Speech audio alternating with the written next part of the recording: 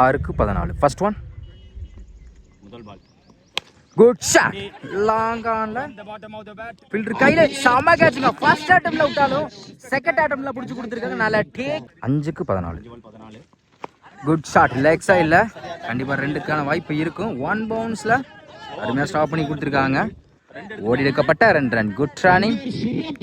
4க்கு 12.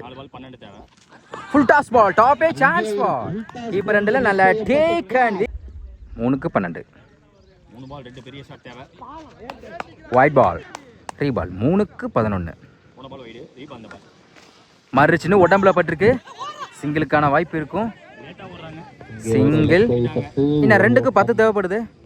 கண்டிப்பா இந்த பாலை பெரிய ஷாட் முயற்சி பண்ணி தான் ஆகணும். ஸ்ட்ரைக்ல லெஃப்டி 2க்கு 10. லாஸ்ட் ஓவர் 2ல 10 தேவை. இப்போ பெரிய ஷாட் கண்டிப்பா. குட் ஷாட் லெக் சைடுல பவுண்டரி போகும் நினைக்கிறேன். பிச்சு கொஞ்சம் ஈரமா அவுட்ஃபீல்டு கொஞ்சம் ஈரமா இருக்கலாம். போகாத அவசியம் கண்டிப்பா 2க்கான வாய்ப்பு இருக்கும்.